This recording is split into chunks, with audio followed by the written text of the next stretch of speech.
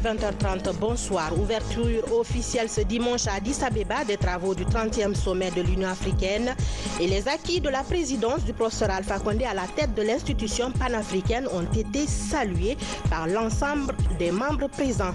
Et puis le ministre des Mines est en séjour de travail dans certaines zones minières de Boké. Abdoulaye Magasouba et ses cadres sont allés vérifier l'exécution des travaux sur certains chantiers tels que celui du port de Katougouma. On ira également dans la préfecture de Mali où vient d'être inauguré le centre épidémiologique. C'était en présence du ministre Abdourahmane Diallo de la Santé.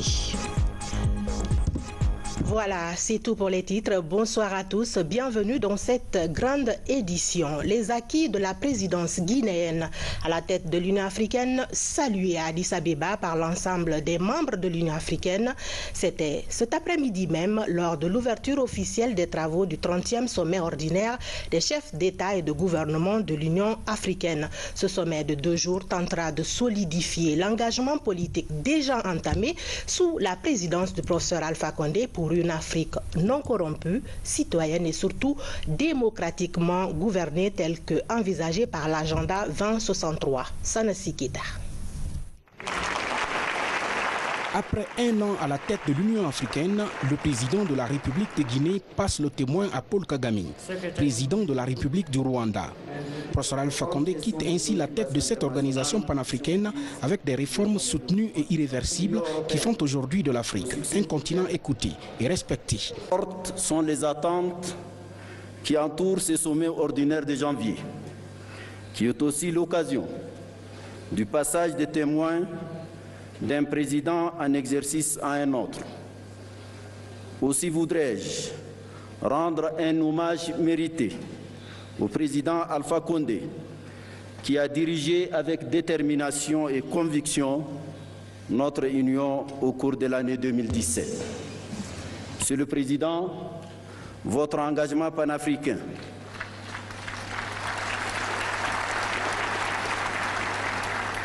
Monsieur le Président, votre engagement panafricain et votre dynamisme ont été pour nous à la Commission, pour moi et mes collaborateurs en particulier, une source inestimable d'inspiration et de motivation. Vous quittez les perchoirs, mais votre accompagnement, j'en suis sûr, ne nous fera pas défaut. Des applaudissements, il y en a eu dans cette salle pour dire merci au chef de l'État guinéen pour avoir conduit les destinées de l'Union africaine pendant un an avec courage et détermination.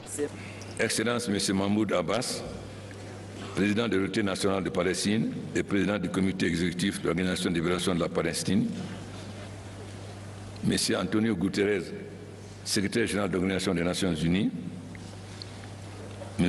Moussa Faki Mahamat, président de la Commission de l'Union africaine, Excellences, Mesdames, Messieurs les ministres, Excellences, Mesdames, Messieurs les ambassadeurs chefs de mission diplomatique, Mesdames, Messieurs les représentants de l'organisation internationale, sans oublier les anciens présidents et les anciens présidents de l'OUA ou de l'Union africaine, distingués invités, Mesdames et Messieurs.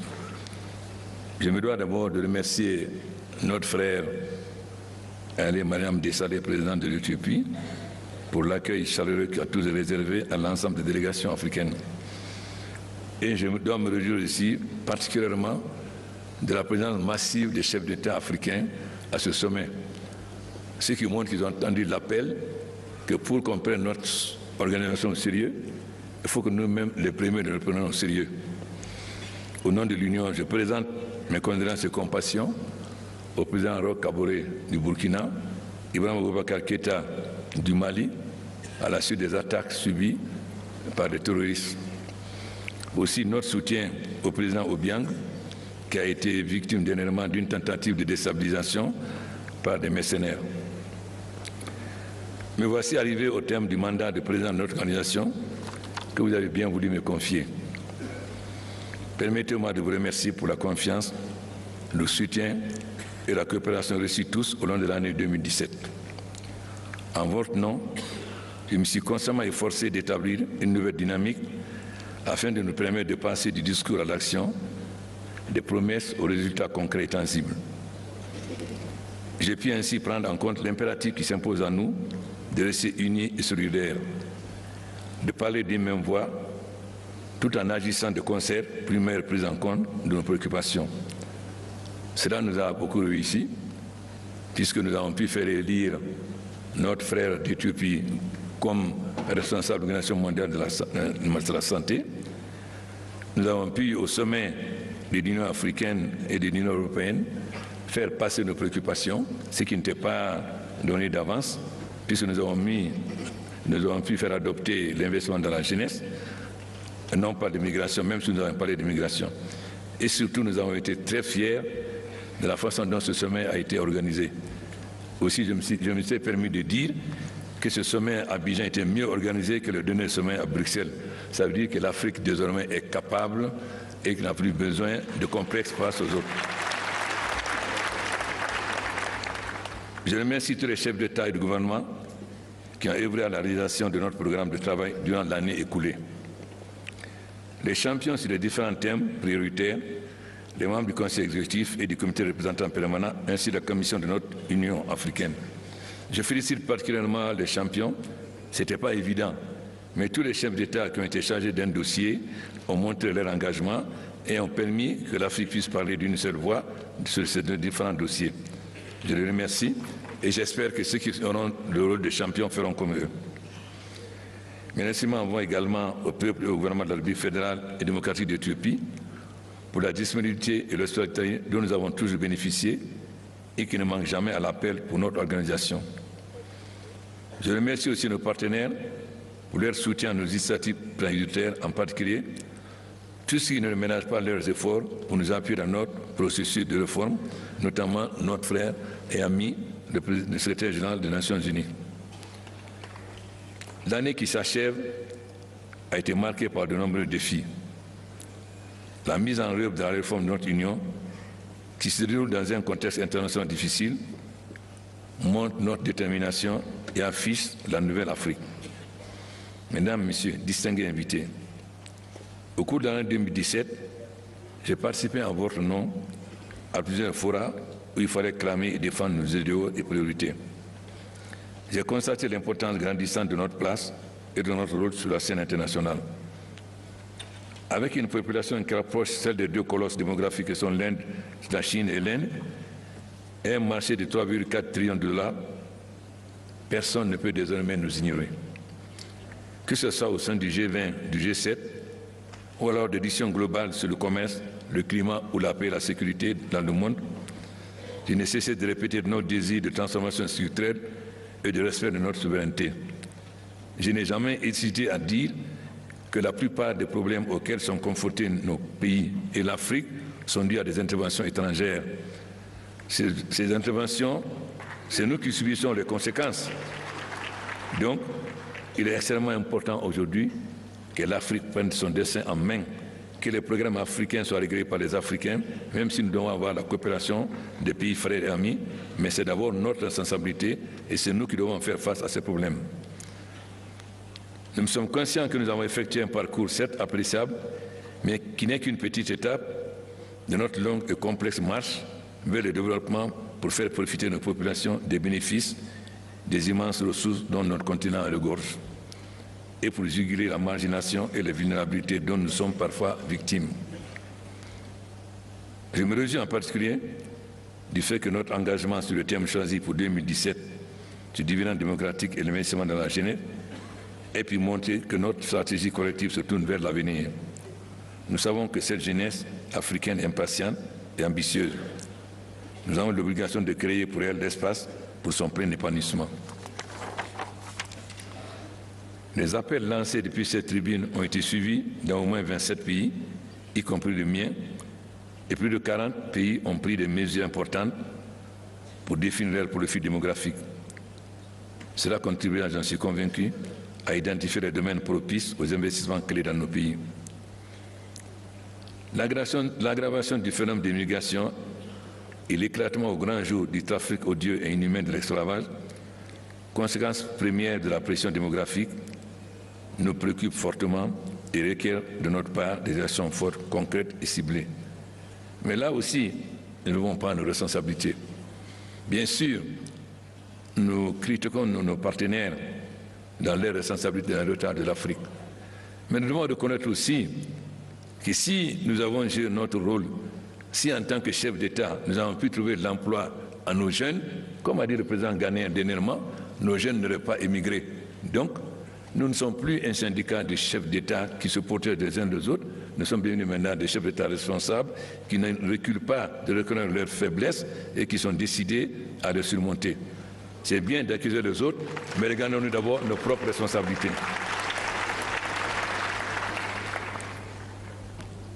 L'émigration de nos jeunes vers d'autres continents et les situations les plus cruelles auxquelles ils sont confrontés dans ces aventures périlleuses sont des sujets dont nous devons rester constamment saisis. Dans la même veine, la mise en œuvre d'une initiative pour le recrutement, la formation et le déploiement de 2 millions d'agents de santé communautaires sur l'ensemble du continent illustre notre volonté commune d'améliorer la santé et le bien-être de nos femmes et de nos jeunes.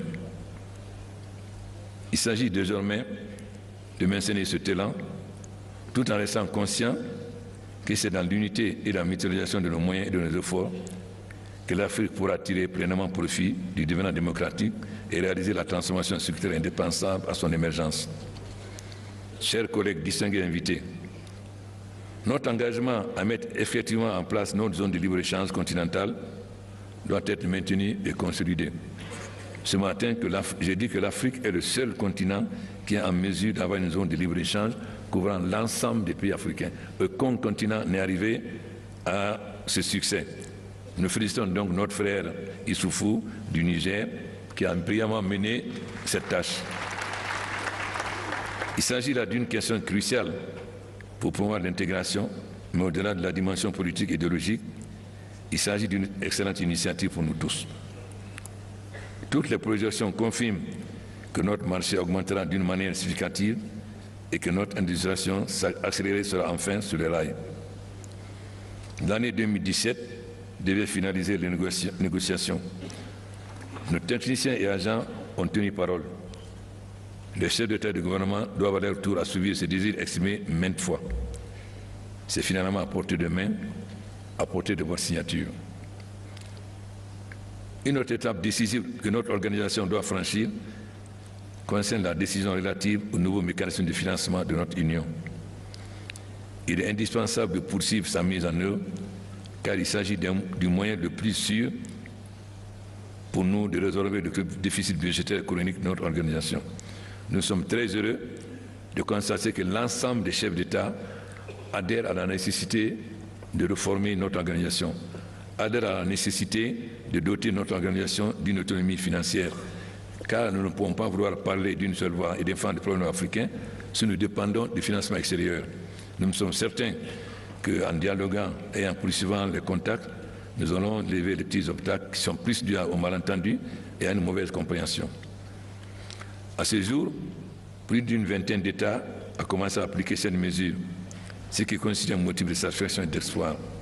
Par ailleurs, une dizaine a commencé à s'engager dans le processus. En votre nom, je leur adresse mes sincères félicitations et aux autres, ceux qui ne sont pas encore engagés à travailler avec le comité des ministres de l'économie et des finances pour aplanir les divergences relatives à la mise en œuvre du prélèvement. Je comprends les préoccupations exprimées par certains États membres et je les encourage à travailler avec une unité en charge du suivi de la mise en œuvre de la réforme que nous avons unanimement approuvée. C'est à ce prix que notre volonté commune de parler d'une seule voix se renforcera et que notre solidarité érigée en valeur sacrée se considérera. C'est également par ce biais que nous réussirons à sortir de la dépendance vis-à-vis de l'extérieur, ou du moins à la réduire considérablement, tout en maintenant avec nos partenaires les relations de confiance mutuelle que nous avons tissées au fil des ans. Ça nous permet ainsi de nous afficher en partenaires fiables et crédibles, c'est-à-dire que nos partenaires doivent avoir des relations avec nous d'État souverain à État souverain, et respectant notre souveraineté et un partenariat gagnant-gagnant.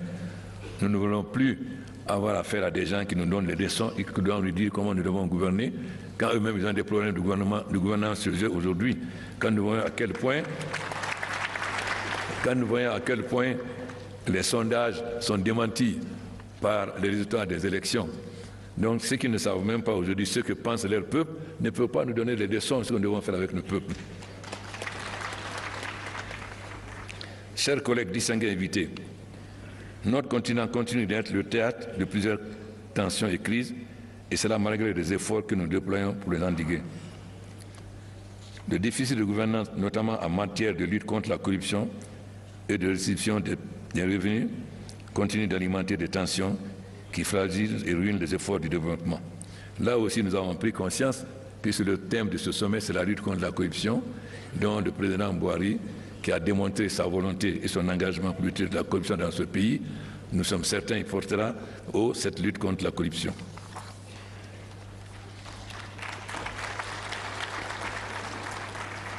À cet égard, la mise en œuvre effective de la Charte africaine de la démocratie, de la gouvernance et des élections contribuera à renforcer le climat de paix et de stabilité dans nos pays.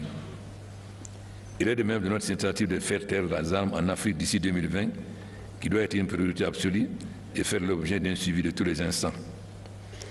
Il s'agira pour nous également d'élaborer une stratégie réaliste et circonscrite dans le temps pour résoudre de façon durable les crises partout en Afrique où la paix, la stabilité et l'ordre sont menacés ou en voie de céder la place au chaos. Là aussi, la création du G5 montre la volonté des Africains de prendre leur destin en main, de lutter contre les crises. Nous avons vu que même si nous soutenons les casques bleus, mon cher secrétaire général, nous avons vu que les casques bleus n'ont pas eu un rôle très efficient. Nous avons plus de 20 000 casques bleus au Congo-Kinshasa depuis des années. Cela ne donne pas de résultats. En effet, pourquoi voulez-vous que des Bangladesh et des Indonésiens viennent mourir en Afrique? Ce n'est pas leur continent. Pour mourir en Afrique, il faut être patriote, aimer son pays. Donc seuls les Africains peuvent aujourd'hui se battre, accepter de mourir, parce qu'ils défendent leur patrie. C'est pourquoi l'exemple du G5 doit être encouragé et multiplié afin que nous prenions notre destin en main et que nous pouvons vaincre, faire taire les armes d'ici 2020 si nous prenons nos responsabilités. Il y a des États africains, l'Algérie, le Maroc, l'Égypte, l'Afrique du Sud, qui ont des moyens logistiques. Ça veut dire que si nous devons nous battre, nos troupes n'ont pas à attendre l'intervention des pays extérieurs. Ces pays peuvent déjà, dans un premier temps, assurer la logistique et le transport, comme le Maroc l'a montré dernièrement lorsqu'il a choisi de faire partir de la Libye nos frères qui subissaient l'esclavage. Donc il est important donc, que nous collaborons et que nous unissions nos forces afin que nous prenions en main la lutte contre le terrorisme et la fin de la guerre sur notre continent. Nous pouvons y parvenir en présentant un front africain commun et en soutenant pleinement des initiatives des organisations régionales qui ont très souvent un avantage comparatif en matière de prévention, de résolution et de résolution des crises et des conflits. Je demeure convaincu qu'en collaboration avec le Conseil de sécurité des Nations Unies, qui s'est engagé à prendre en compte et à respecter nos positions sur le conflit africain, nous parviendrons à trouver des solutions durables à toutes ces crises. C'est le lieu de se réjouir de la signature d'un accord de partenariat stratégique avec les Nations Unies qui reconnaît ainsi le rôle et la responsabilité de l'Afrique, notamment dans les opérations de maintien de la paix sur le continent. Chers collègues distingués invités, je ne saurais conclure mes propos sans réitérer la nécessité de poursuivre avec ardeur et fermeté la rationalisation des méthodes de travail de tous les organes de notre Union, y compris notre conférence. Je suis particulièrement heureux de passer le témoin au président Paul Kagame, à qui nous avons confié le processus de réforme institutionnelle de notre Union. On ne pouvait pas mieux espérer une meilleure confédération pour la poursuite du processus. Il est notre devoir à tous à lui apporter notre soutien total. Nous nous félicitons aussi du choix du président Sisi pour le 2019. Vive l'unité africaine, vive l'Union africaine, je vous remercie. Toutes les personnalités présentes ici à ces assises du 30e sommet extraordinaire des chefs d'État et de gouvernement de l'Union africaine ont félicité Professeur Alpha Condé pour avoir imprimé une nouvelle dynamique à l'Union africaine. Aussi défendu avec force partout à travers le monde les intérêts du continent. C'est dans cette dynamique même que le président Alpha Condé a été élu comme 4e vice-président en charge de l'Afrique de l'Ouest. Je vous parlais tantôt de l'agenda 2063 de l'Union africaine. Eh bien, il commence déjà à se matérialiser. Le marché unique du transport aérien d'Afrique, le premier des 12 projets inscrits dans cet agenda, a été officiellement lancé ce dimanche 28 janvier à Addis Abeba. Il vise à matérialiser le mouvement des personnes et des biens en Afrique en libérant le ciel du continent pour stimuler la croissance. Depuis Addis, Ansoumane Toumani Camara s'est intéressé aux enjeux de cet ambitieux projet. Suivi. Comme en 1963 avec la création de l'OUA, la capitale éthiopienne est encore témoin de la naissance du marché unique du transport aérien d'Afrique, SATEM. C'est le premier des 12 projets phares de l'agenda 2063 de l'Union africaine. Libérer le ciel africain des contraintes extérieures, faciliter le mouvement des populations, des biens et services sont entre autres buts de ce projet. Avant son lancement officiel, ce 28 janvier, au siège de l'Union africaine à Addis Abeba, les professionnels du transport aérien, les décideurs des pays africains et la Commission de l'Union africaine, maîtres d'œuvre de ce projet, échangent autour de ce marché unique aérien d'Afrique. C'est une très bonne chose pour l'Afrique. Ça sera en fait, comme je le dis, c'est un territoire, un espace assez large pour que nos populations puissent se mouvoir librement. C'est comme le dit l'Union africaine, c'est le premier projet de l'agenda 2063 de l'Union africaine. Il y en aura d'autres, tels que la libre circulation, le passeport africain, pourquoi pas. Et il faut rêver et il faut y croire. À ce jour, 24 pays sur 55 ont souscrit au marché unique du transport aérien africain. La réglementation de la concurrence et la protection des consommateurs s'opposent comme des défis à relever pour la réussite de ce rêve qui devient une réalité 9 ans après l'adoption de la décision de Yamoussoukro. Aujourd'hui, on voit sur le marché les compagnies en train de se battre pour accaparer un marché, au lieu de s'unir pour distribuer ces marchés, parce que le marché est ouvert, l'Afrique est ouverte encore, n'est-ce pas? Vous voulez prendre un vol sur Lagos, vous pouvez le prendre du Congo? Non. Vous pouvez le prendre. Il va falloir créer cette conception où ces compagnies d'aviation vont pouvoir ouvrir un réseau en accord entre elles, de façon à ce que le client, qui est le plus important pour tous, puisse arriver à destination le plus facilement possible. Ce marché aérien va aussi stimuler les investissements transfrontaliers en Afrique, selon le commissaire chargé des infrastructures et de l'énergie de la Commission de l'Union africaine. Il rendra plus productifs les industries et les services, notamment le tourisme, avec la création de 300 000 emplois directs supplémentaires et 2 millions d'emplois indirects. Ici à Conakry s'est achevée la réunion annuelle des douanes et c'est le ministre du Budget qui a présidé la clôture des travaux. Un plan d'action pour une meilleure mobilisation des recettes exercice 2018 est maintenant disponible. Alassane Diego Bari. La clôture de la réunion annuelle des douanes coïncide avec la célébration de la journée du 26 janvier, journée mondiale des douanes. Une journée dédiée cette année au renforcement de la sécurité et de l'environnement commercial dans les pays membres de l'OMD. Le slogan choisi par l'OMD est un environnement commercial sûr au service du développement économique. Les administrations douanières de l'OMD sont encouragées à travers le choix de ce thème à examiner la manière dont elles peuvent créer un environnement propice pour les entreprises afin de favoriser leur participation au commerce international. Elles sont donc invitées à se pencher sur la façon dont elles peuvent servir au mieux les personnes et accroître les perspectives des entreprises. Au terme des travaux de la réunion annuelle des douanes, un certain nombre de recommandations allant toutes dans le sens de l'optimisation des activités des soldats de l'économie guinéenne ont été élaborées. Mettre en œuvre le plan d'action 2018 de la Direction générale des douanes en mettant à sa disposition les moyens appropriés. privilégier la formation et le perfectionnement continu des cadres et agents des douanes, d'intensifier les actions de contrôle interne pour une meilleure exécution du service, de promouvoir la mobilité des agents afin de garantir l'efficacité du service et l'innovation en son sein, de faire adopter le statut particulier du personnel de la douane par l'Assemblée nationale et de prendre des mesures pour son application. La douane guinéenne a saisi l'occasion de ce 26 janvier pour délivrer des satisfecit aux sociétés et partenaires de terrain qui se sont distingués dans la collaboration. Il s'agit du consortium Winning SMB de Bokeh, du port autonome de Conakry et du ministère du Commerce à travers sa direction de la compétitivité. Je vous félicite pour les résultats auxquels vos travaux ont abouti.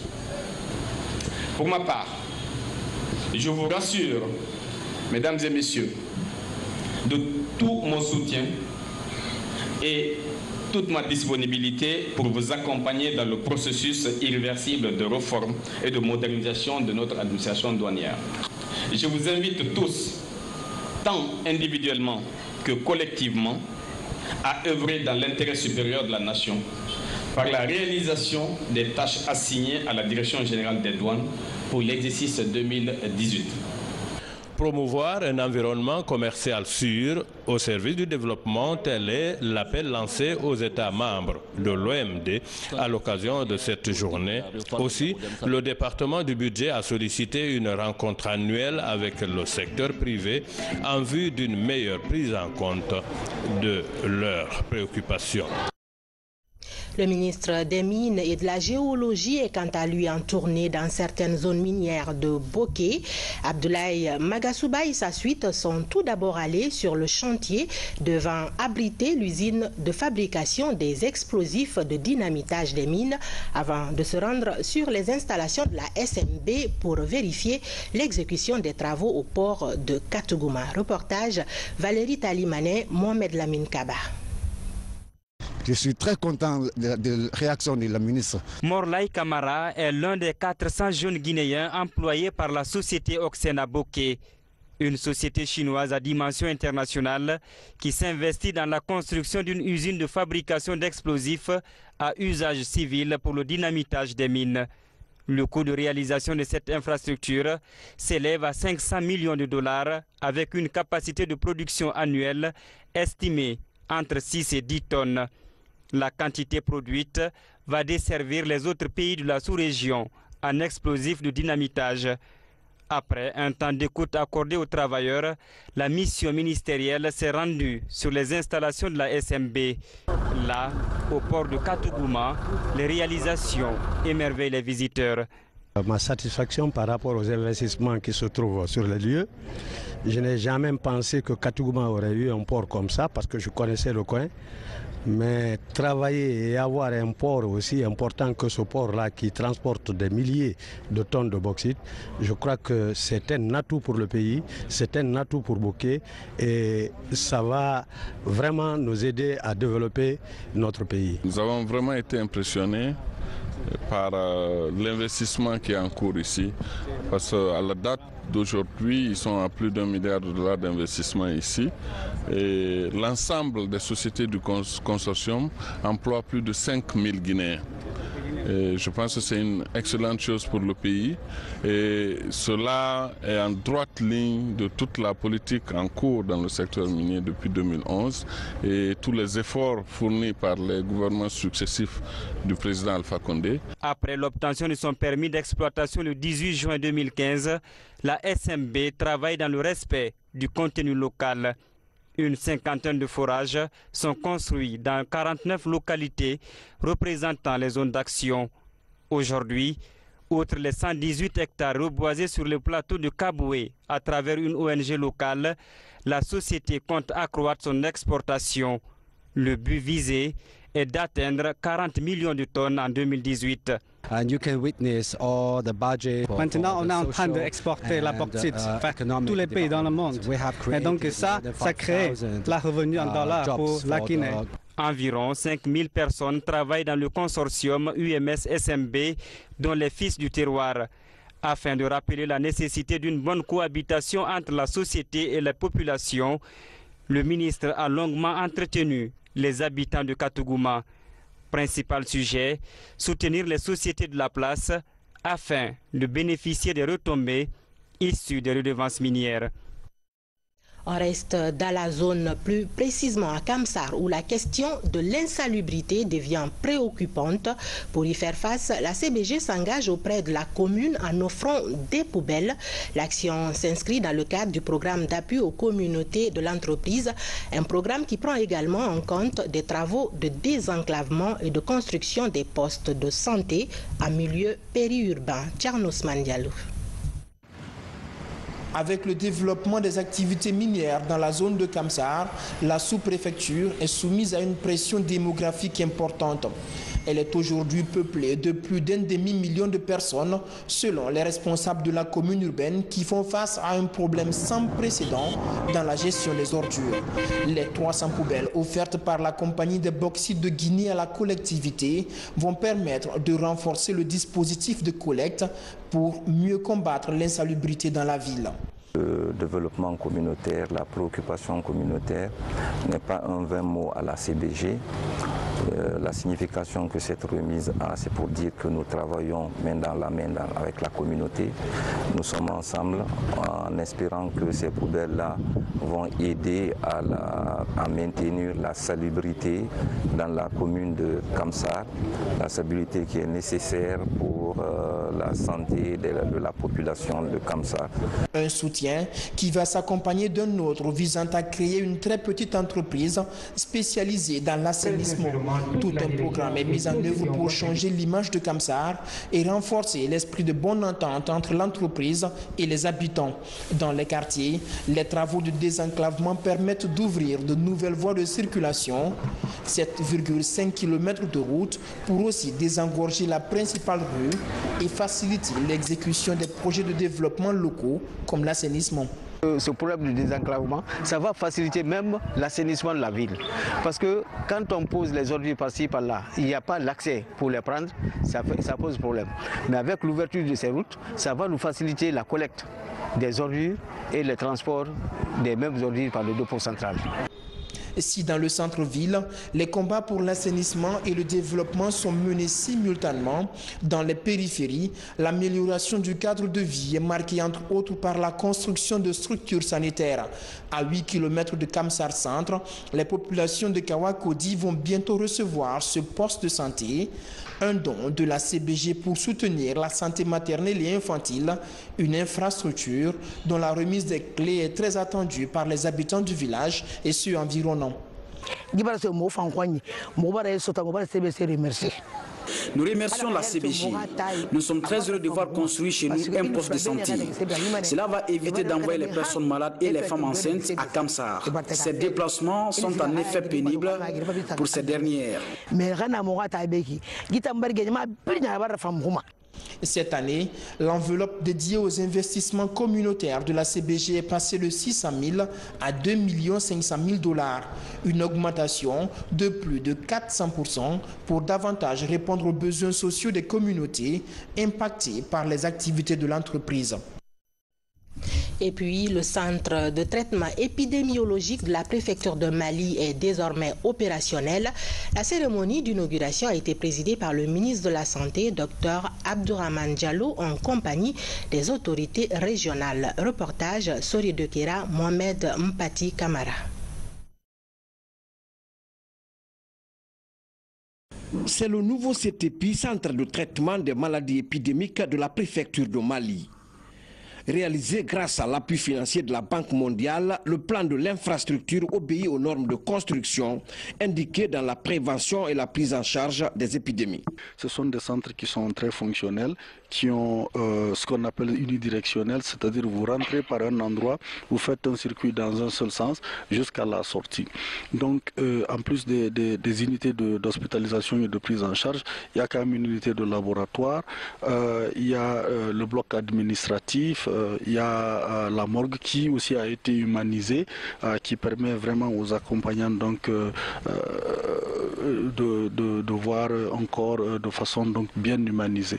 Pour réussir ce pari, le centre de traitement est doté de tous les services et unités nécessaires.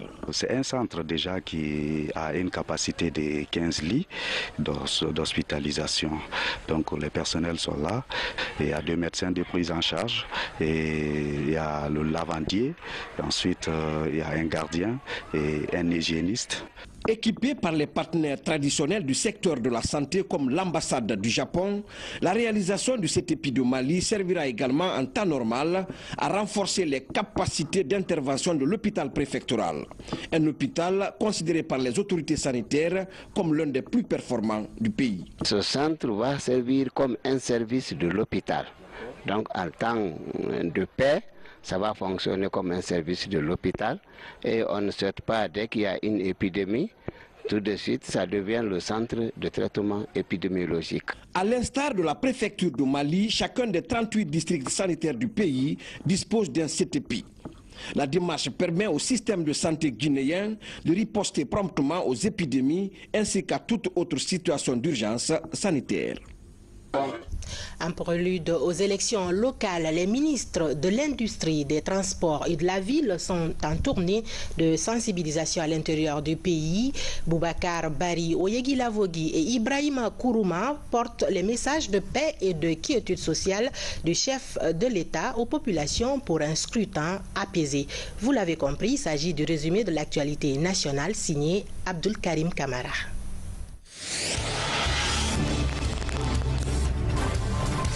Pour le reste du séjour du ministre de l'Industrie à Pita, la sous-préfecture de Sangaréa est la première escale. Après cette commune rurale, Boubacar Bari s'est rendu successivement dans les sous-préfectures de Leimiro et de Dongol-Touma. Dans ces localités, l'émissaire du chef de l'État passe en revue les acquis et les perspectives de la Troisième République en termes de développement. Devant les représentants des partis politiques, il a émis le souhait de voir les élections du 4 février prochain se dérouler dans la paix et le calme pour l'édification d'une Guinée moderne. Remercier tout le monde pour l'accueil qui m'a été réservé, remercier les autorités de Pita, à commencer par le préfet, l'inspecteur général du parti, du RPG Arc-en-Ciel, le secrétaire général de la section du parti de Pita, tous les responsables du parti et naturellement tous les cadres, les représentants des délégations spéciales que j'ai rencontrées, qui sont tous dans la même dynamique du changement. Donc je ne peux que me réjouir et remercier les uns et les autres. Le ministre d'État, ministre des Transports, multiplie les contacts dans le pays Thomas. Ici, au domicile du patriarche de la ville de Vincentan, les sages réitèrent leur soutien indéfectible aux actions du président de la République. Qui n'ont jamais été menées. Le marché des femmes de Massanta, un collège pour la sous-préfecture de Balisia, où les enfants avec la dépression scolaire étaient en train d'aller à taper des 15 ans de kilomètres pour rejoindre après l'école primaire. Cette campagne, c'est une campagne de reconnaissance. Nous devons penser que le travail qu'il est en train de mener, c'est un travail de développement. C'est pour pouvoir faire le décollage économique de notre pays. Et en cela, aujourd'hui, Massanta n'est pas du reste. Même s'il y a d'autres actions que nous sollicitons, mais ce qui est fait déjà, nous disons merci au professeur Alpha Condé. Quant à Oyegui-Lavogui, il exhorte les uns et les autres à la retenue et au pardon. Une manière de rappeler aux populations que la Guinée est une et indivisible. Cette élection communale, elle est la plus compliquée parce qu'elle est locale. Elle est locale parce que ça nous concerne directement. Ça veut dire que les hommes que nous allons choisir, c'est les hommes qui vont nous représenter dans Massanta et qui vont nous diriger. Et c'est pour toutes ces raisons que l'État est inquiet pour le bon déroulement de ces élections-là. Je vous invite également, vous les sages, les jeunes, pour que vous preniez à main l'organisation de cette élection-là.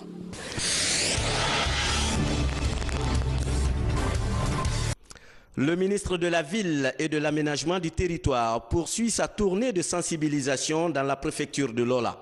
Dr Ibrahima Kourouma rencontre les sages, imams, membres du bureau du Sotikemo et acteurs politiques de la commune urbaine. Un périple qui l'a conduit dans les sous-préfectures de Bossou, Zo, Tunkarata, Kokota, Fumbadou, Lene et spécifiquement dans les districts de Nyalako, Jouguta et Oyakore. Partout, il invite les populations à promouvoir la paix, la cohésion sociale et le pardon. Que notre pays doit continuer à connaître la paix, la quiétude. Il ne peut pas avoir le développement sans paix, sans quiétude. Donc dans ce volet, nous sommes obligés d'abord de passer ce message au niveau du président, au niveau de la population, et ensuite expliquer aux populations les efforts que continue de faire le président de la République. Je l'ai dit tout à l'heure, le président de la République, en 7 ans, a fait ce que les Guinéens aujourd'hui sont en train d'apprécier. Nous sommes dans une situation aujourd'hui qui est une situation extrêmement importante, mais cet élan doit continuer selon le président de la République, et cet élan ne peut continuer que seulement s'il y a la paix et la quiétude dans le pays. On termine avec cette cérémonie de remise de diplôme aux étudiants de l'université La Source. Après 3 ans de formation, ces jeunes finissent avec leur diplôme en main.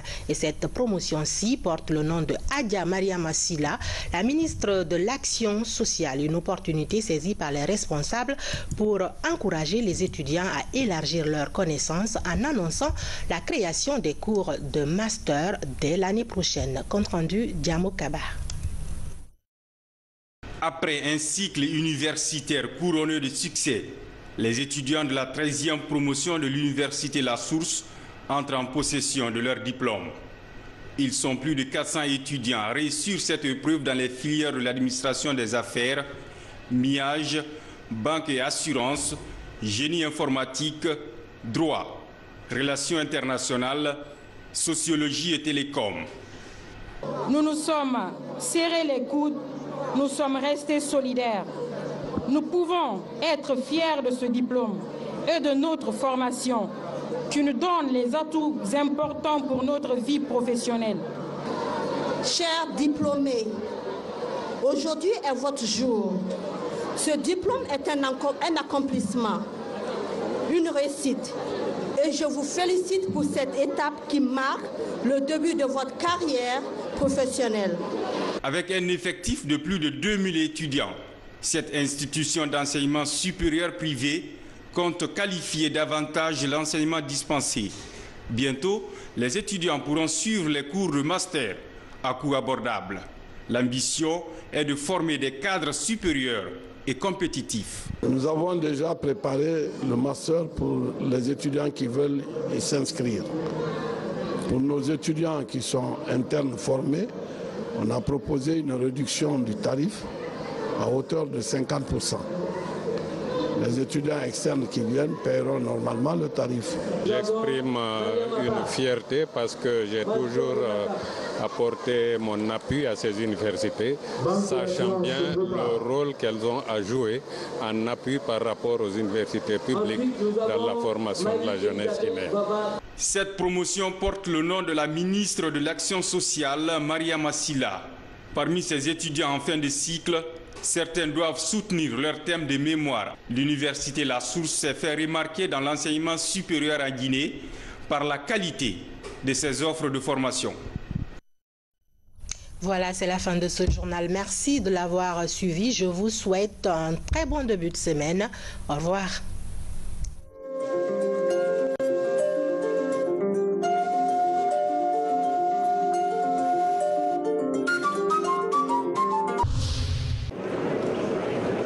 Après avoir ramené la Guinée sur l'échiquier international, le président de la République de Guinée s'impose désormais comme un véritable leader en Afrique. Son influence a franchi toutes les frontières d'un continent prometteur et plein d'ambition, l'Afrique. Nous sommes alors à Addis Abeba, dans la capitale éthiopienne, ce 30 janvier 2017. Les 55 chefs d'État et de gouvernement du continent se réunissent au siège de l'Union africaine pour élire à l'unanimité le président guinéen, Professeur Alpha Condé, à la tête de l'organisation continentale. Le président Condé succède ainsi au Tchadien Idriss Déby Itno. Cet ancien président des étudiants d'Afrique noire en France accepte de prendre en toute humilité les rênes de cette organisation panafricaine pour un mandat d'1 an. Je sais pouvoir compter sur vous tout au long de mon mandat et souhaite bénéficier du soutien de chacun d'entre vous dans notre ambition commune de faire de l'Union africaine une institution forte et crédible. De même, je suis convaincu que plus unis, nous serons plus forts et nous nous ferons plus entendre du reste du monde. Très rapidement, le président Condé s'active en engageant au sein de l'Union africaine de grandes réformes, tout en responsabilisant plusieurs chefs d'État comme champions sur un certain nombre de dossiers clés pour défendre l'Afrique, tels que la politique, le terrorisme, l'immigration, le commerce intra-africain, bref, la défense de tous les intérêts africains. Et c'est dans cette dynamique que le président en exercice de l'Union africaine a été invité à Abidjan, en Côte d'Ivoire, ce 28 mars 2017, pour prendre part à la 2e édition de la conférence internationale sur l'émergence de l'Afrique. L'objectif est d'échanger sur les voies et moyens devant permettre aux dirigeants du continent de se donner davantage les moyens pour satisfaire les besoins fondamentaux de leur population, notamment en matière d'emploi, d'infrastructures, d'énergie et d'agriculture. Ici, du haut de cette tribune et devant toutes ces personnalités, le président en exercice de l'Union africaine a insisté auprès de ses pairs du continent sur la nécessité d'unir leurs forces en vue d'une forte intégration africaine. Mais pour parvenir à cela, Professeur Alpha Condé insiste, je cite, « La CEDEAO a beaucoup avancé sur l'intégration économique, mais zéro sur l'intégration politique. Nous sommes en retard par rapport à la SADC et l'Afrique de l'Est, du point de vue intégration politique, parce que nous sommes encore trop attachés à l'ancienne puissance coloniale. » Tous les jours, quand vous prenez France 24, tant de morts dans le désert libyen, tant de morts en Méditerranée. Mais est-ce que cela n'interpelle pas la conscience des chefs d'État africains? C'est une honte pour nous de voir nos enfants mourir comme ça. Et quand c'est les Africains, on dit des émigrés. Quand c'est leur côté, on dit les migrants. Voilà. Donc, j'espère que nous allons faire en sorte que l'intégration africaine, la CEDEAO a beaucoup avancé sur l'intégration économique, mais zéro sur l'intégration politique. Nous sommes en retard par rapport à la SADC et l'Afrique de l'Est au point de vue intégration politique. Parce que nous sommes encore trop attachés à l'ancienne puissance coloniale. Coupons le cordon ombilical et soyons africains.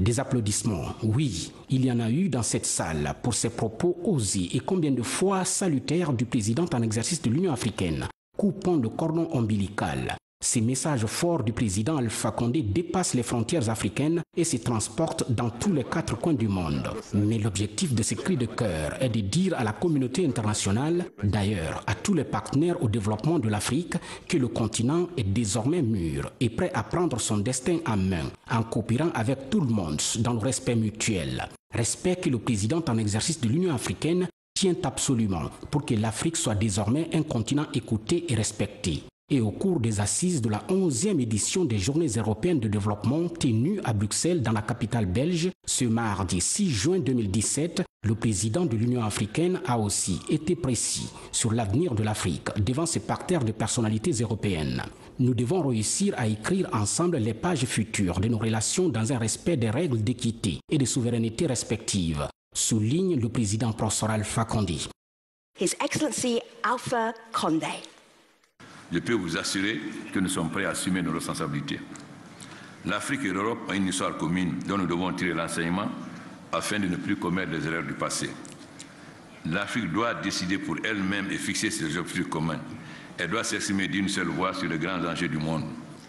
Faire respecter notre souveraineté pour que nous puissions, sans ingérence, construire un avenir meilleur pour nos populations. C'est ce message fort que Professeur Alpha Condé est venu porter ici à Berlin, à la connaissance des dirigeants du monde dans la capitale allemande, ce mardi 13 juin 2017, au cours de ses assises du partenariat Afrique G20, axé sur le thème « Investir dans un avenir commun ». L'objectif est d'améliorer substantiellement le climat des affaires en Afrique, dans le but de créer des opportunités d'investissement.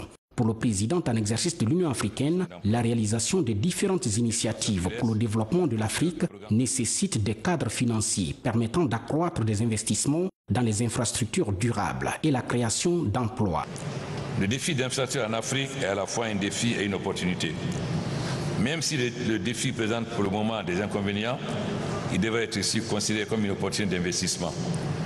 Le programme de développement des infrastructures en Afrique, PIDA, est un vaste programme continental d'interconnexion de l'Afrique avec les systèmes routiers, ferroviaires, TIC et énergétiques.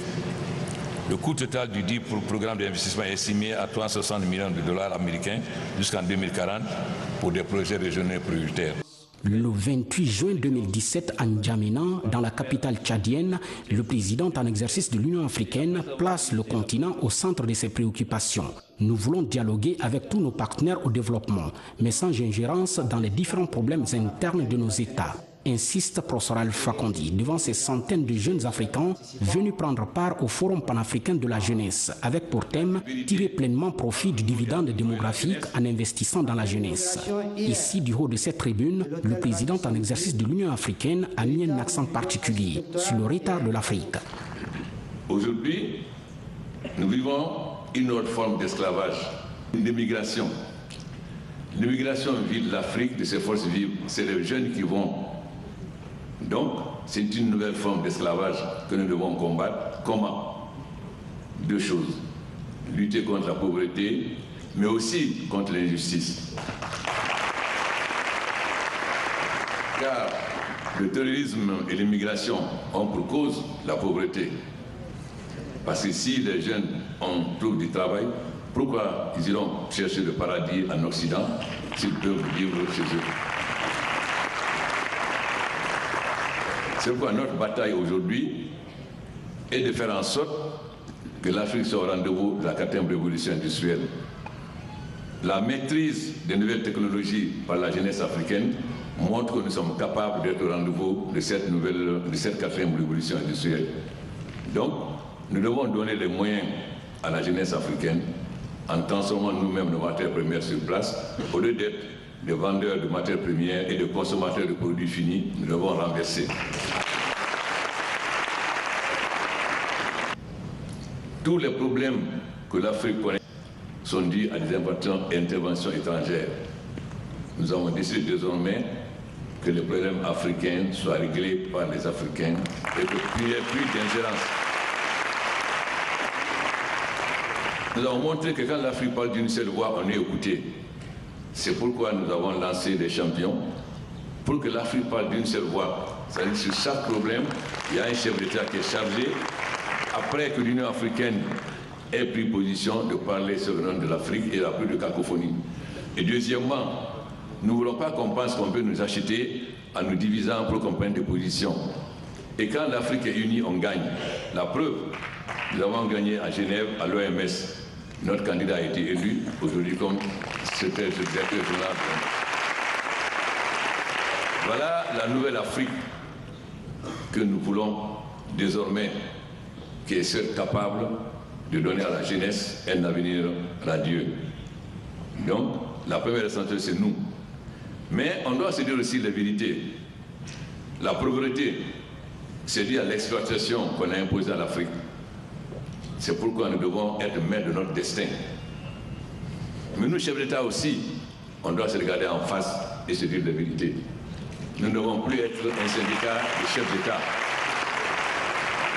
Car, comme nous avons décidé de tenir un langage franc à nos partenaires, de montrer que désormais l'Afrique est déterminée à prendre son destin en main, à ne plus accepter des ingérences étrangères qui nous retardent. Nous espérons qu'on nous dicte. La démocratie a des règles universelles. Nous sommes pour la démocratie. Nous sommes pour l'application des règles universelles de la démocratie, que ce soit la bonne gouvernance, les droits de l'homme, etc. Mais cela, c'est l'Afrique qui doit être déterminée. Ce n'est pas des gens qui doivent nous dicter de l'extérieur. C'est la bonne gouvernance, c'est qui est l'Afrique. Le président en exercice de l'Union africaine maintient toujours sa position, celle qui consiste à respecter la souveraineté des États du continent, dont il a la charge de conduire les destinées pour un mandat d'1 an. Aux assises de la 72e session ordinaire de l'Assemblée générale des Nations unies, tenue ce 19 septembre 2017 à New York sous le thème « Priorité à l'être humain ». Paix et vie décente pour tous sur une planète préservée. Professeur Alpha Condé est en compagnie d'une forte délégation. Ici, à cette tribune des Nations Unies, le chef de l'État guinéen, président en exercice de l'Union africaine, a dénoncé l'injustice du Conseil de paix et de sécurité des Nations Unies concernant la place qu'occupe l'Afrique. Le Conseil de sécurité des Nations Unies, qui a la santé primaire du maintien de la paix et de la sécurité dans le monde, ne reflètent plus les réalités actuelles. Comment comprendre que l'Afrique, qui considère la 3e puissance démographique du monde, ne soit pas représentée à un niveau approprié au sein de ce Conseil de sécurité, alors que 70% des questions y débattues concernent l'Afrique? Il est temps de réparer cette injustice qui n'a que trop duré. Nous réitérons la pertinence de la position commune africaine telle que contenue dans le consensus des îles Unis.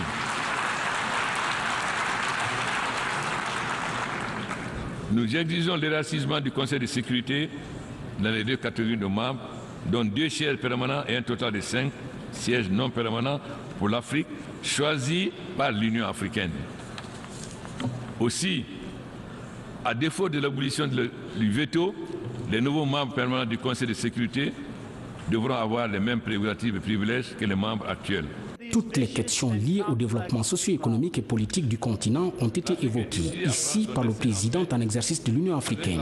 Mais professeur Alpha Condé a surtout mis un accent particulier sur les femmes et les jeunes, des couches importantes du continent qui retiennent l'attention aujourd'hui de tous les dirigeants.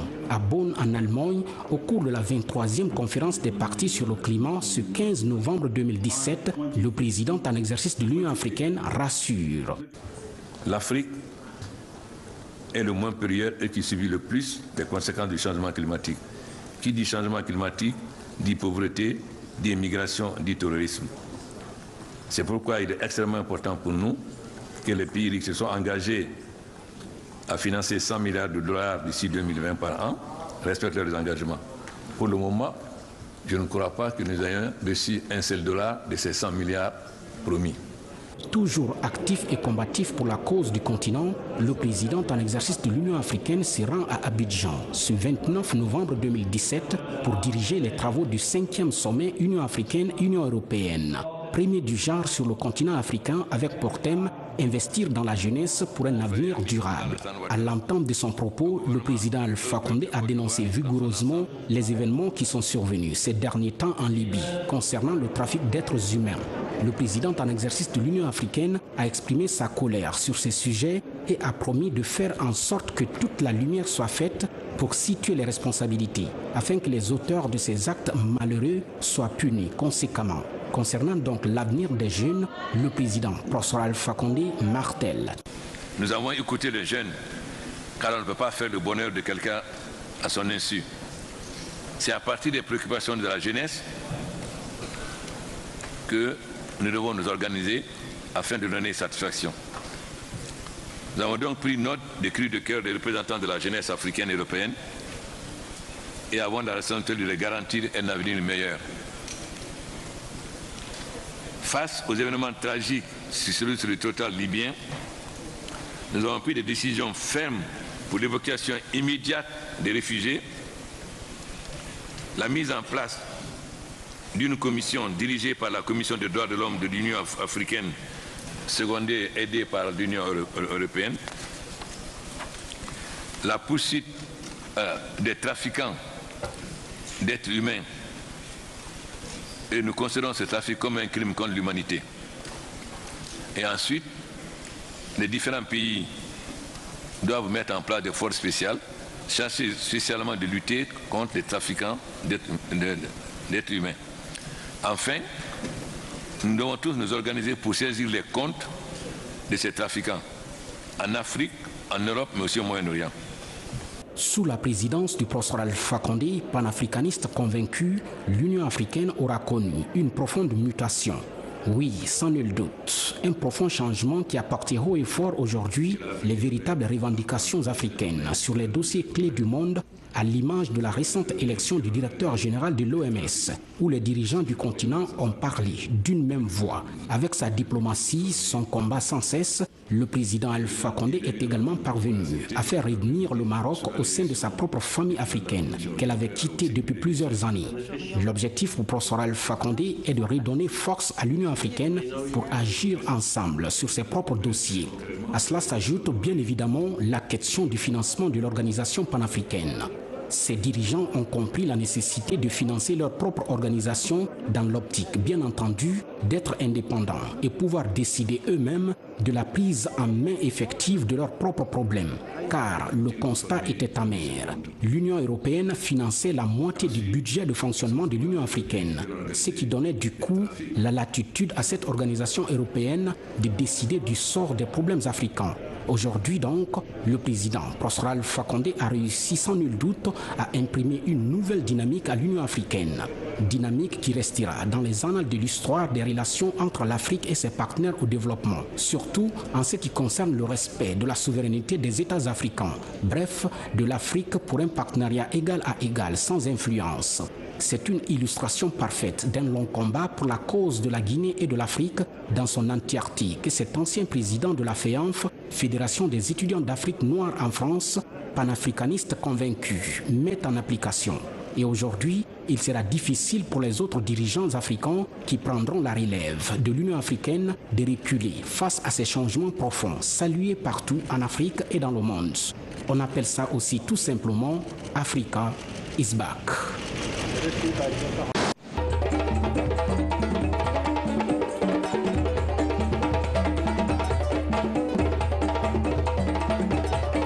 Bonsoir et bienvenue dans ce journal de la campagne du 28 janvier 2018. On commence tout de suite cette édition par la candidate indépendante Kaloum Yigi qui était en meeting dans la commune de Kaloum.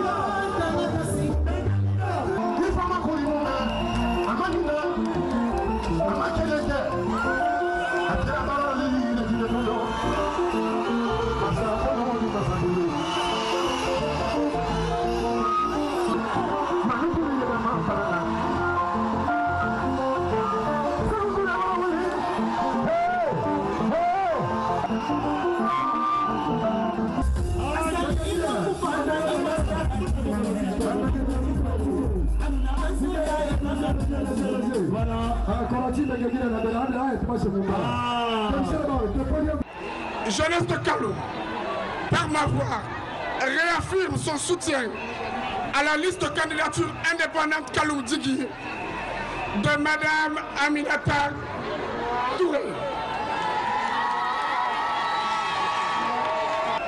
Mumuna politique et discussion yo, Mouroua Masekele Nangoma, Kaloum va développer.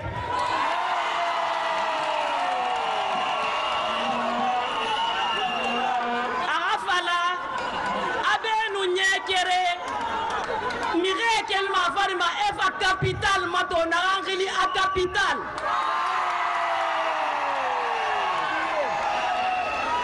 bene ref la ki ke seni nyoge ramini Kaloum yeno ramini Kaloum le 4 février bulletin de vote est tombé wosiga wobira sa Kaloum Yigi wa masse a Kaloum no ma changé de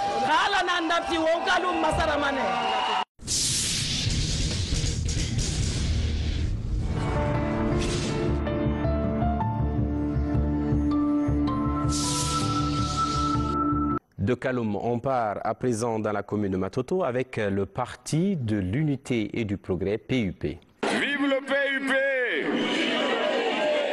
Monsieur le Président du parti, Elhadj Fodé Bangoura,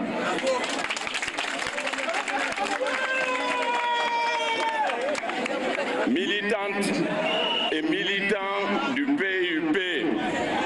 Mouma Senkon Kouyama.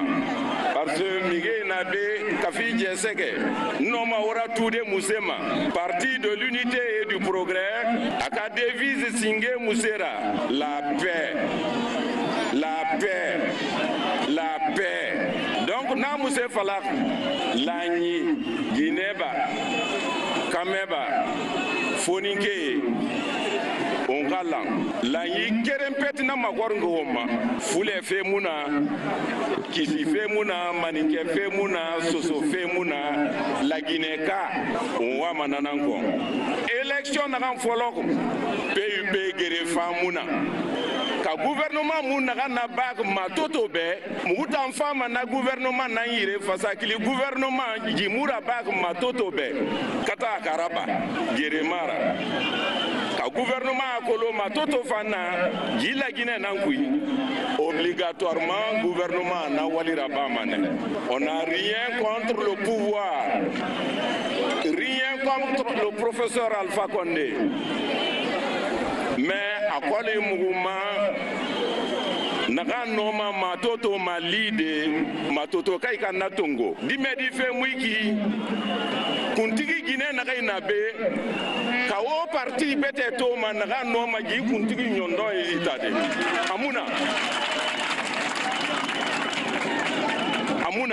wa mato discipline kui binja kui omuna parti toma ha élection lowe nana yitak fasakili le 4 février PUP nangeni matoto umbara mato han kono umbara soji fende ma ade fori nam fatakansi fori wende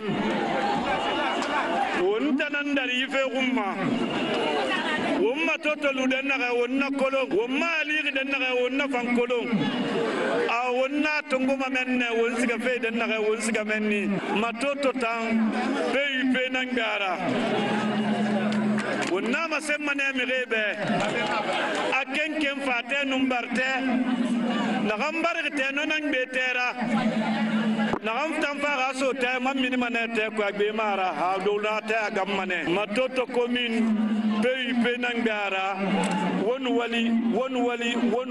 Le PDG RDA, Parti démocratique de Guinée, était de son côté en sensibilisation porte à porte au compte de la commune de Matoto.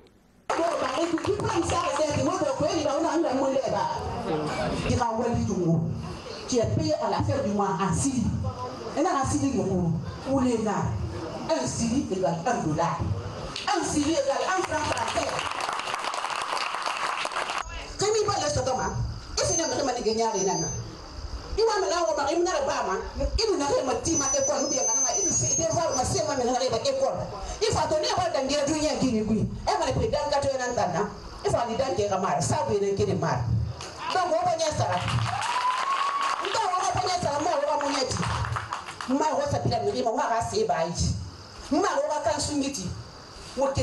votre bonne volonté, il n'y a pas de son métier. Nous appelons les gens racistes. Et la Guinée, et la Guinée, n'a pas Guinée, pas Guinée, pas Babala, Lina, mon nez and so, mon nez and Birima, so someone a Manikamuna. It's a dead, see Guinée, les Guinéens, c'est fini. Guinée, no Magawa en Afrique, on le couille. Il y a une Guinée, je suis Guinéen, et la Guinée de ses futurs, et oui, il n'a pas la fait les Africains. PDG n'a pas dit, on va voir ça, les filles, ma soeur. PDG n'a pas dit, on va aller voir ça, et puis il n'a pas dit, PDG n'a gagné, on peut nous aider sur la monnaie. Votre candidat, qui est le prochain maire de Matoto, avec le conseil communal de Matoto que j'ai en face de moi, vous l'a dit. Au PDG, la décision vient de la base pour aller au sommet. Vous croyez que pourquoi, comment lui il a été candidat, vous croyez que c'est moi qui l'ai choisi? Qui l'a choisi? C'est pas vous, c'est pas vous, les gens du conseil communal de Matoto ici. Qui les ont choisis? C'est pas vous? Est-ce que c'est la direction nationale qui les a choisis? Non. Le camarade Ahmed Sékou Touré, responsable suprême de la révolution, le stratège, il était devant. Il a eu un génie politique qui a permis l'organisation systématique du peuple de Guinée. C'est vrai. Mais cette méthode, parce que c'est une méthode d'organisation, il nous l'a laissée. C'est en abondance. Il l'a laissé en pratique parmi nous, mais mieux, il l'a écrit. Il y a des tomes et des tomes qui font foi de cela et qu'il nous revient, nous, de remettre en application, évidemment, au cours d'aujourd'hui. Et c'est ce que le PDG va faire. Et c'est ce que le PDG va faire avec l'aide des populations guinéennes. Et c'est ce que le PDG va faire avec l'aide des partis frères et amis, tels que le Parti national de la jeunesse et la démocratie. Nous restons toujours dans la commune de Matoto, cette fois avec le meeting du Rassemblement du peuple de Guinée, RPG.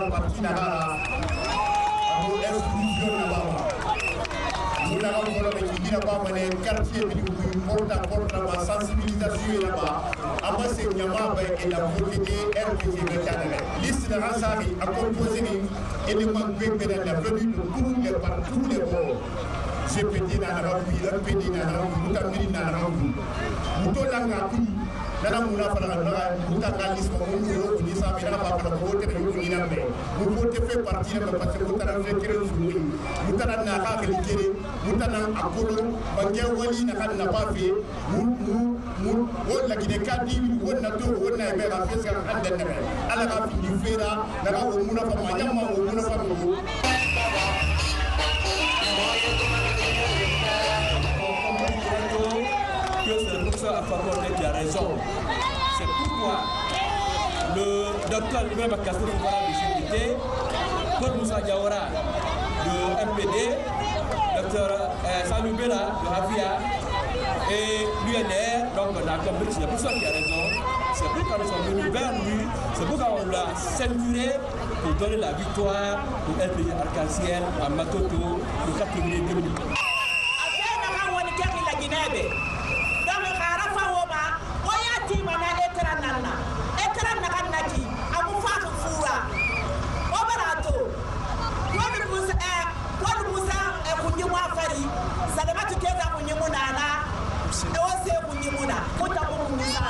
Parce que 45 personnes n'ont pas de deux doigts, à nous n'avons pas de lever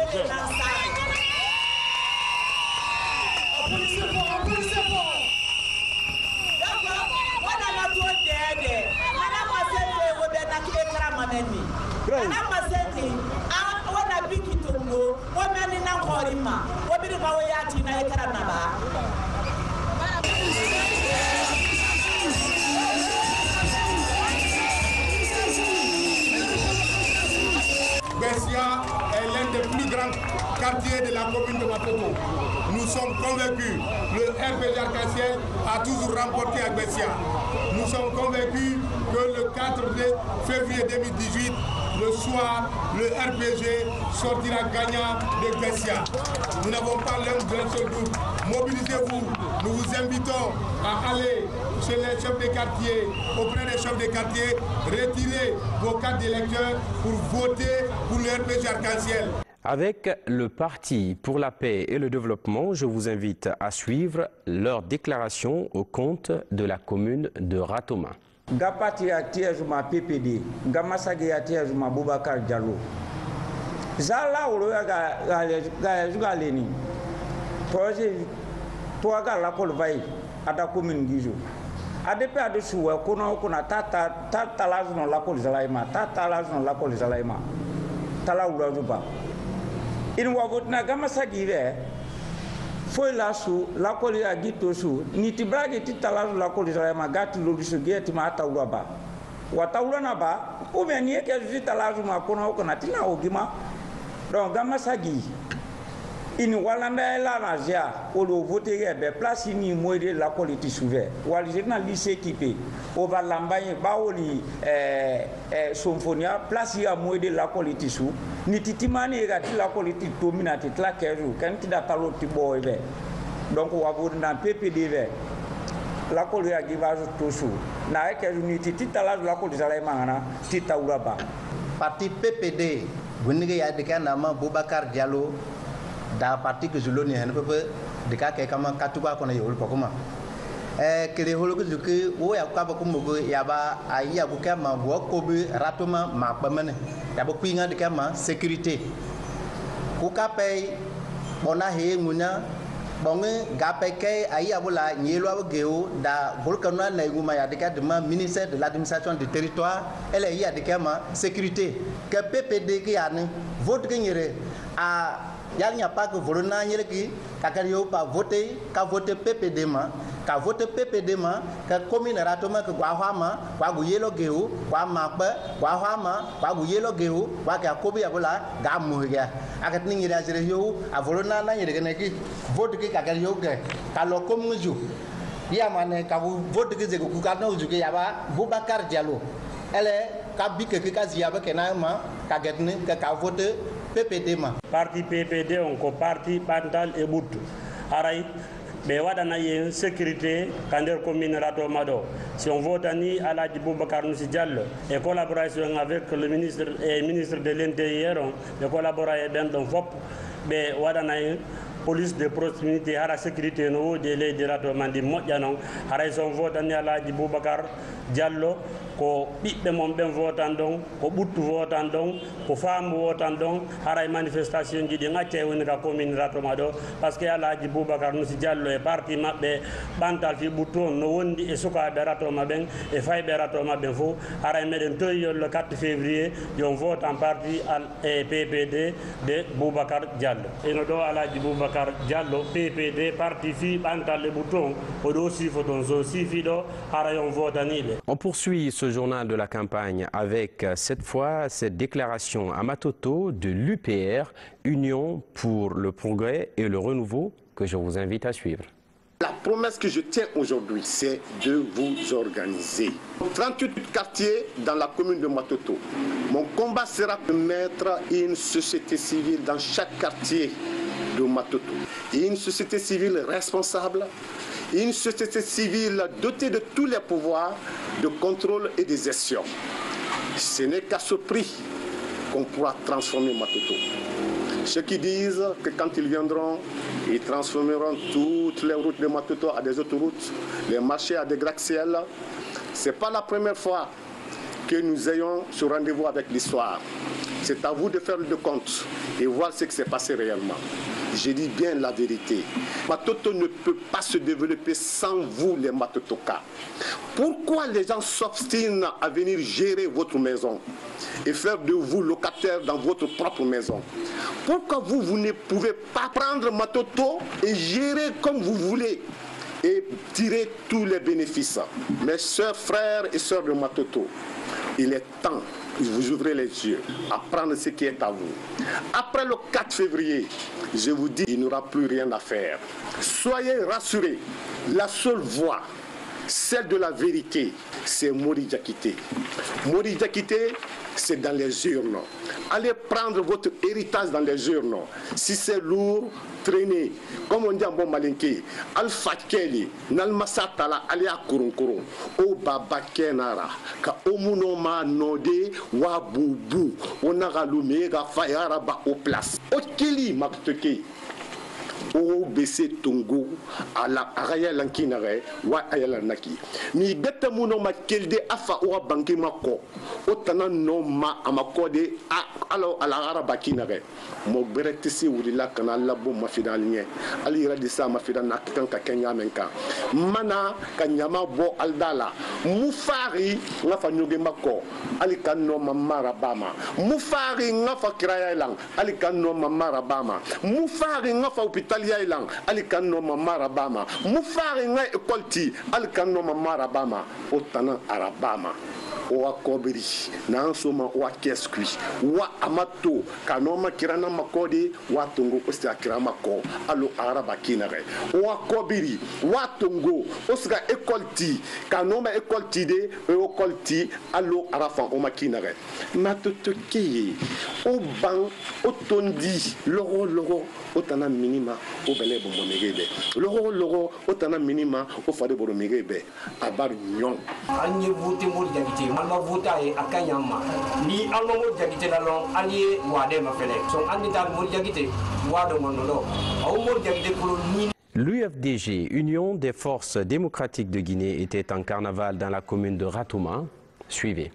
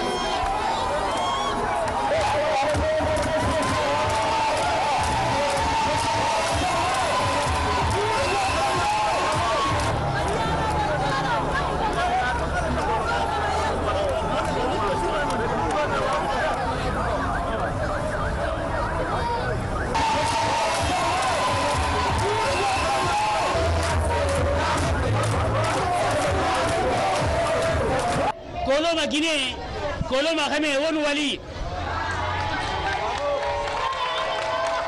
Agoli Mawati, Wanga Finimera, Wanga Ombore Mali. Marché, n'a pas de problème, Brin Kolom, marché Koloma. Problème Bele, Nahana Oma, Otan Guinée surtout. Nyangama Muna Woira, Nasarbe. Wallahi. Muna finimera mumu fe falama mo obe mumu no manana mumu na falama obe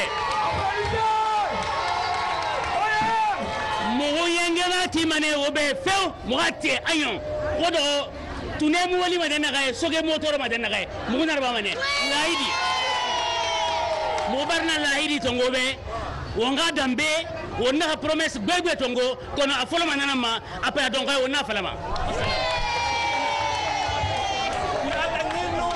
On termine ce journal de la campagne avec l'UFC au compte de la commune de Ratouma qui a aussi organisé un carnaval. Suivez.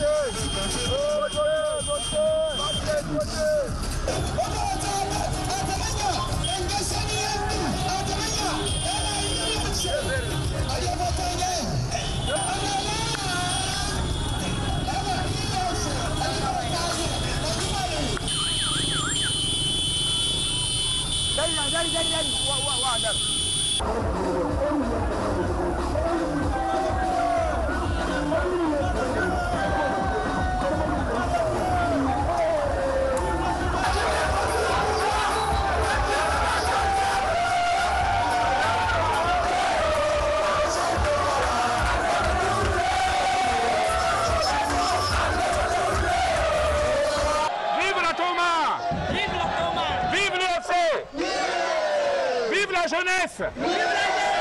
Vive le développement de Ratoma. Merci de soutenir le candidat UFC de Ratoma, Thierno Madou Diallo. C'est un cadre compétent qui a la volonté de changer la commune de Ratoma. Il a un programme qui s'inspire du projet de société de l'UFC et qui va permettre à Ratoma de sortir de la saleté, de sortir de l'insécurité, de sortir du chômage des jeunes pour faire en sorte que ce soit la commune pilote de la République de Guinée.